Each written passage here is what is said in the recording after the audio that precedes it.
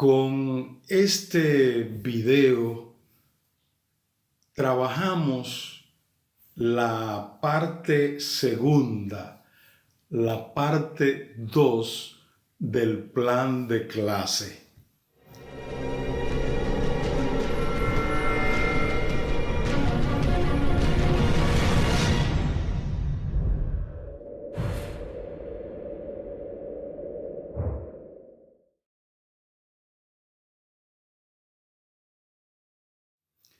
En la parte 1 estuvimos revisando y determinando que el plan de clase es una de las materias, es una de las áreas que va a ser evaluada por el Ministerio de Educación cuando toque efectuar la evaluación de desempeño.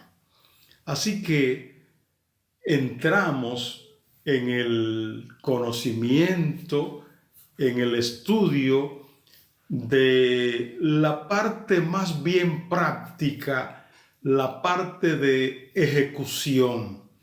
¿Cómo se hace? ¿Cómo se ejecuta? Siempre es bueno disponer de una matriz y que esa matriz sirva de guía. Vamos entonces a iniciar tratando de contestar la pregunta: ¿cuál es la estructura que debe tener el plan de clase? Hay distintas formas, hay maneras muy diversas de hacerlo, y lo que hay que tomar en cuenta es más bien que no se nos vayan a escapar algunos aspectos que son fundamentales a la hora de planificar una clase. No hay una cantidad fija, una cantidad determinada de partes, de elementos. Pudiera haber un modelo con una estructura más compleja o más simple. Una estructura que incluya unos determinados elementos que no incluye otra estructura.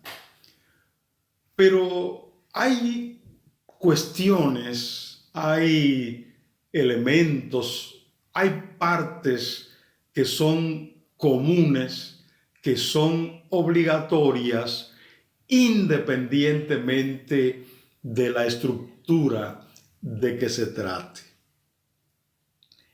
En primer lugar, el plan de clase debe contener una descripción tanto de los destinatarios, del grado, del grupo de estudiantes, como de el tiempo, el periodo que cubre, etcétera, etcétera.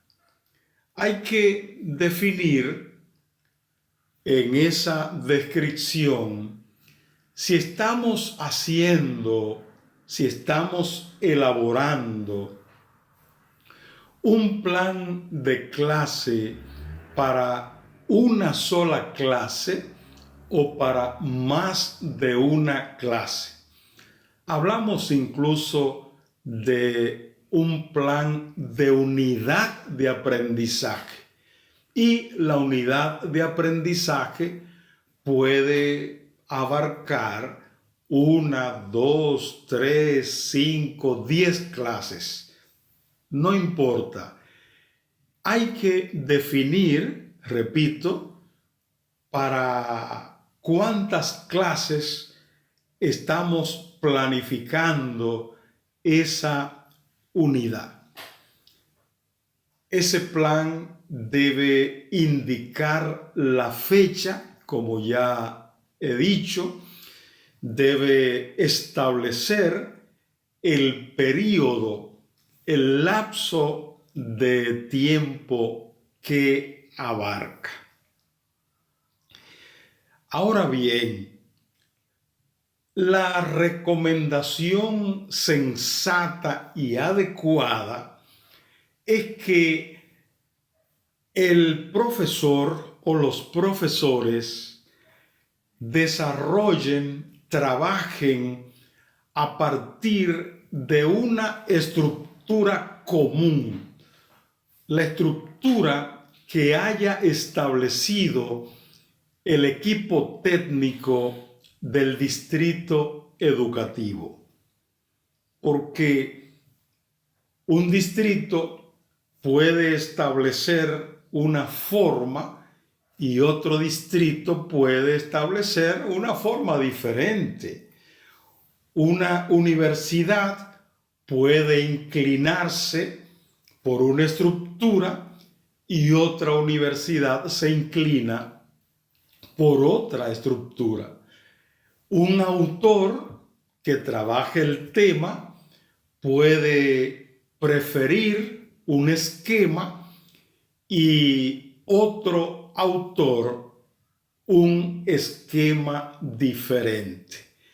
Ahora, lo que considero yo más prudente, más inteligente y que es lo aconsejable es que se escoja para una demarcación geográfica, para una estructura, digamos, administrativa, un distrito, una regional, que se escoja la misma estructura para todos los centros educativos, que se escoja el mismo diseño, el mismo modelo de guía para hacer dicha planificación.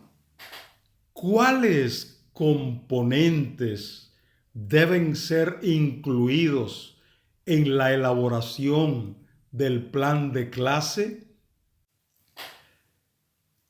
Después de tener una descripción en la cual se haya establecido, digamos, el grado, el área o asignatura, el grupo de que se trate, la fecha, etc., hay que establecer, hay que definir cuáles son los propósitos, cuáles son los objetivos. En algunos casos hay técnicos que prefieren utilizar la denominación de propósitos y otros la denominación de objetivos. Hemos de establecer la diferenciación correspondiente entre un concepto y el otro. Cuando hablamos de propósito, hablamos de intencionalidad y nos referimos a una aspiración amplia, a una aspiración total, a una aspiración completa. Cuando hablamos de objetivos, no estamos hablando en forma global, sino que son las aspiraciones parciales, las aspiraciones más pequeñas, más reducidas, que no abarca necesariamente todo el proyecto que tenemos por delante. Así que, repito, si hemos de usar propósitos y objetivos, tenemos que diferenciar entre la intencionalidad completa, total, global, con la intencionalidad parcial, la intencionalidad que no es total. Hablando de objetivos, los podemos dividir, los podemos estructurar o clasificar en objetivos generales y objetivos específicos. En todo caso, tratándose de objetivos, no hablamos de la totalidad. Podemos decir, el objetivo general de esta clase es tal, pero el objetivo general para una clase es diferente al propósito que tiene la unidad, porque la unidad incluye no una clase, sino varias clases.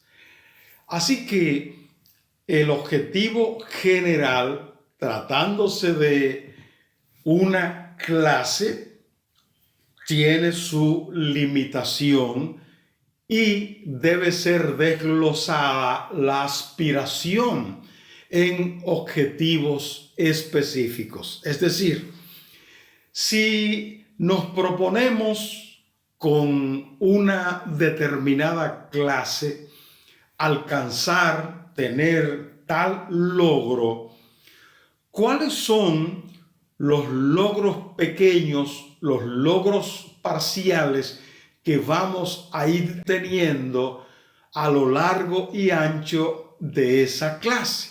Esos son los objetivos específicos.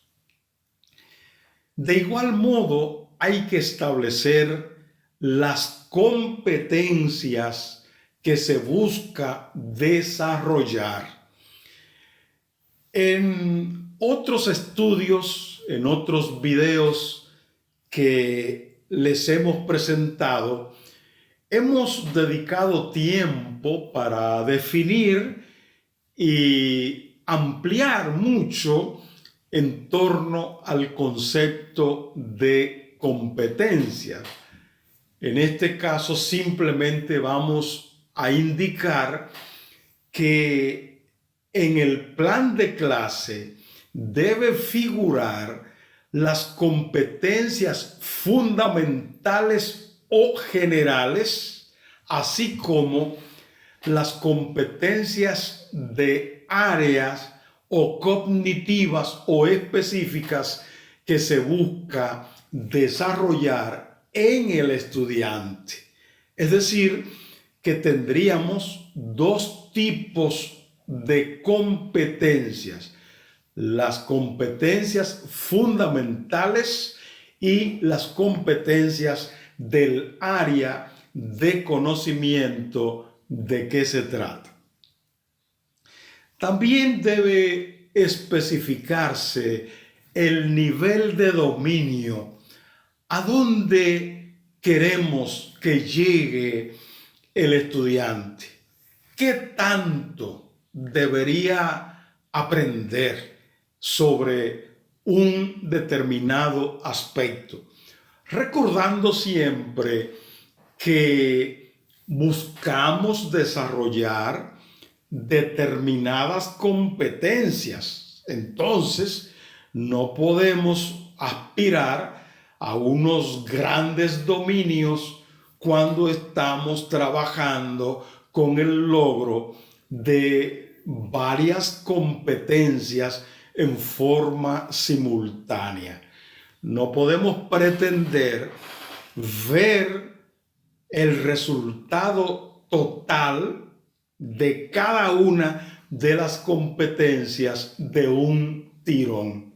Eso no se da así, y con frecuencia necesitamos hacer distintos ejercicios evaluativos para darnos cuenta si el estudiante ha logrado o no ha logrado desarrollar las competencias que nos hemos propuesto desarrollar. El plan de clase tiene que incluir los descriptores de desempeño, los indicadores. ¿Qué es lo que el estudiante debe ser capaz de hacer y que nos va a decir de esa manera si ha logrado o no ha logrado cumplir el objetivo que nos habíamos propuesto? Es decir, que el indicador o descriptor del desempeño es como la guía. Con mucha frecuencia nos proponemos evaluar unos determinados aprendizajes. Sin embargo, no es posible evaluar si no hemos establecido cuál es el indicador o cuáles son los indicadores, cuál es el punto de llegada, qué debería hacer, qué debería mostrar el estudiante para yo tener la convicción de que ha logrado aprender. Por tanto, en mi evaluación tengo que preestablecer los descriptores de desempeño, es decir, necesito indicadores en forma anticipada. En el plan de clase, además, debe figurar las clases o los tipos de contenidos que estamos trabajando. Tengamos presente que en un enfoque por competencia no buscamos simplemente que el estudiante conozca con la cabeza. Buscamos que aprenda, que conozca con la cabeza, pero que sea capaz de ese conocimiento utilizarlo para resolver en la vida cotidiana, en la vida diaria, y que tenga capacidad suficiente para valorar, para determinar en cuál circunstancia sí y en cuál circunstancia no es practicable lo que él ha aprendido. ¿Lo aplico o no lo aplico? ¿Me sirve o no me sirve? Él necesita tener una valoración, una actitud al respecto, porque no lo olvidemos nunca. Siempre lo vamos a estar repitiendo. Competencia no es simplemente saber hacer algo. Competencia es conocer, es hacer ese algo a partir de lo que conozco, de lo que sé, pero ser capaz de valorar, de tener una actitud que me permita saber, que me permita determinar si algo es o no aplicable y en qué momento es o no aplicable ese algo, eso que yo conozco. En ese sentido, tenemos entonces 3 tipos de contenidos. Contenidos conceptuales, que lo trabajamos en otro video. Conocimiento, vamos a decir más gráficamente, lo que yo integro a nivel de mi conciencia, a nivel de mi cerebro. El saber, el conocer. Contenidos conceptuales. Contenidos procedimentales que están dirigidos más que nada a las formas, a ayudar al alumno a dar pasos, a proceder de una determinada manera. Es decir, que este tipo de contenidos son, vamos por llamarle de alguna manera, son metodológicos, es decir, son contenidos metodológicos porque establecen la manera, la forma, los pasos que hay que dar para hacer algo. Y también tenemos los contenidos actitudinales o valorativos, aquellos contenidos que refuerzan mis convicciones ciudadanas, por ejemplo, mis convicciones éticas, etcétera, etcétera. El plan de clase también debe contener las estrategias pedagógicas que se van a seguir, los procedimientos metodológicos, las técnicas y las actividades de enseñanza.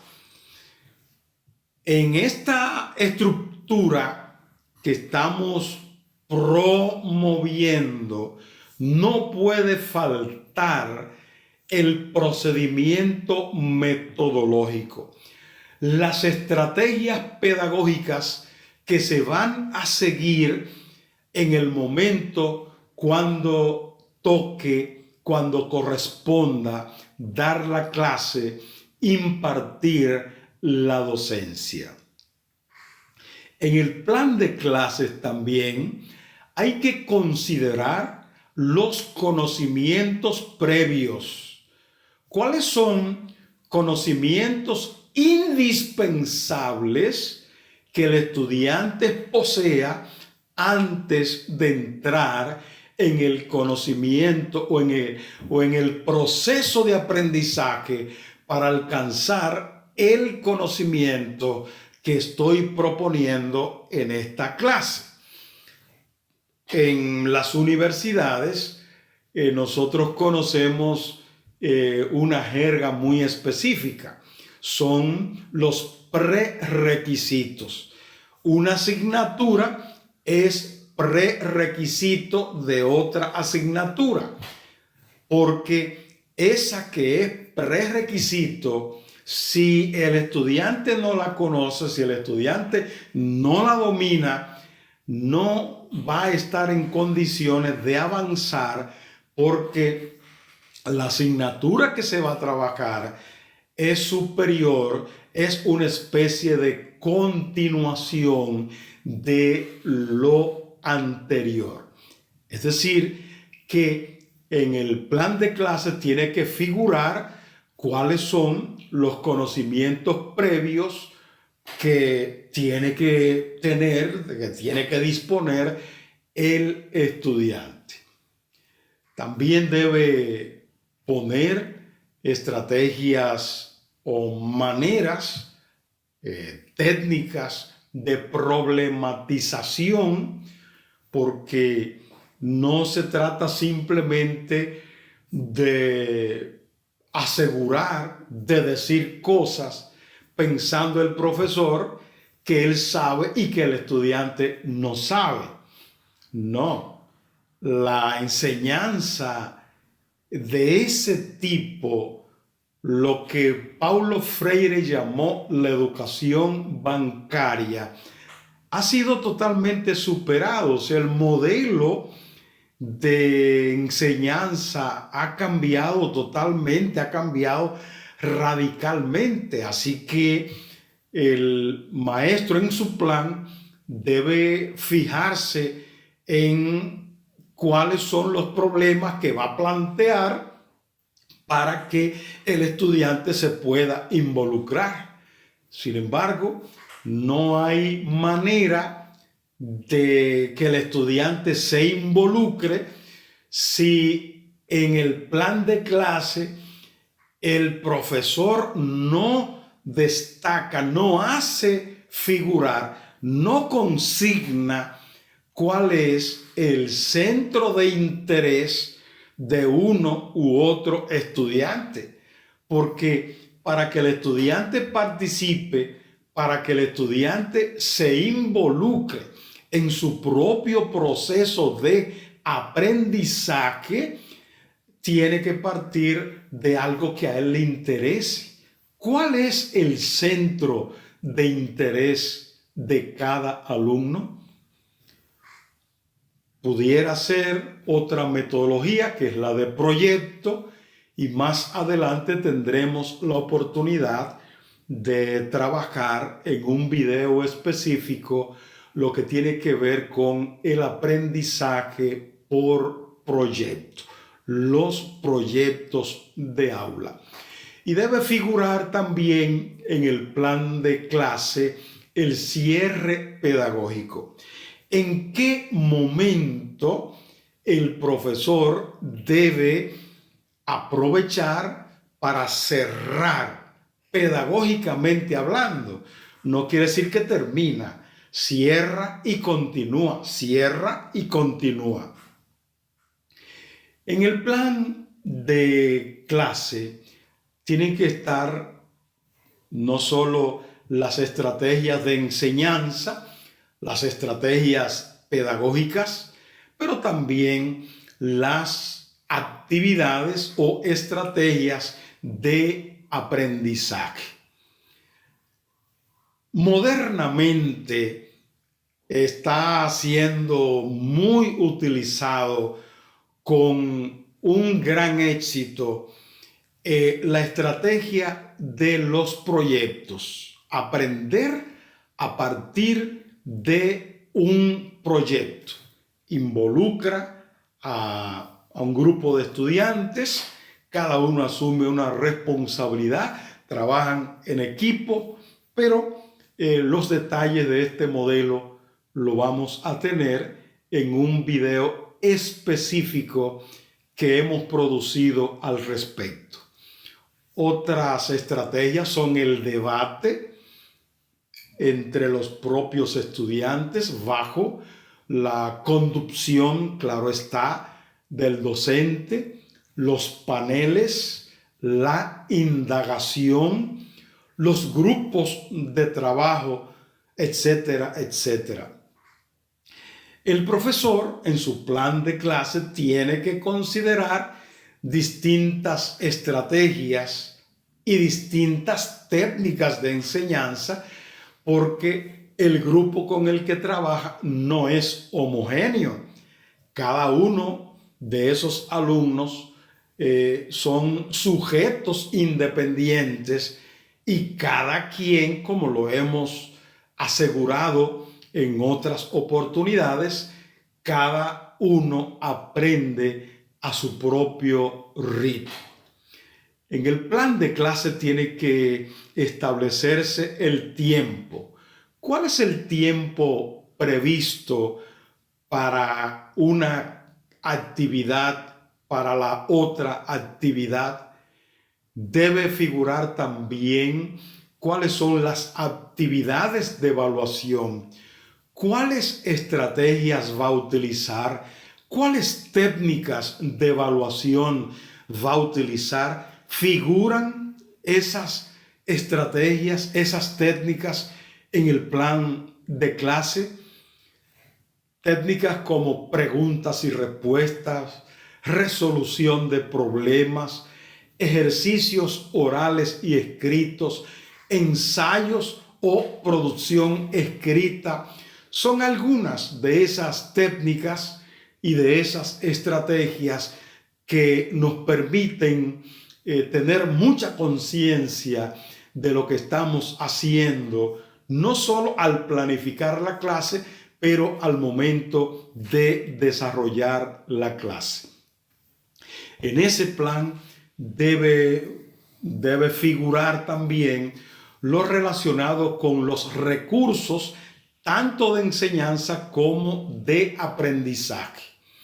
Debe figurar también en ese plan el material de apoyo que voy a utilizar: mapas, globos, láminas, figuras, rotafolios, instrumentos. ¿Cuáles instrumentos voy a utilizar? ¿En cuáles instrumentos me voy a apoyar?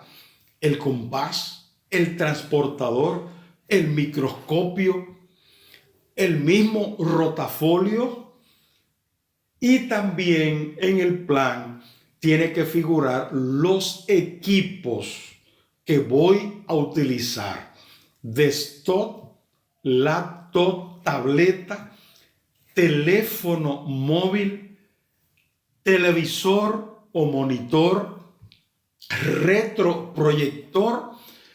En mi plan de clase debe figurar toda esa información que hará posible que tenga un buen desempeño cuando esté en el aula frente a los estudiantes. Pero más todavía, si por causas de fuerza mayor el profesor no pudiera asistir a cumplir con su labor ese día y le va a sustituir otro docente, otro profesor, si las cosas están claramente especificadas en el plan de clase, será muy fácil para ese profesor sustituto.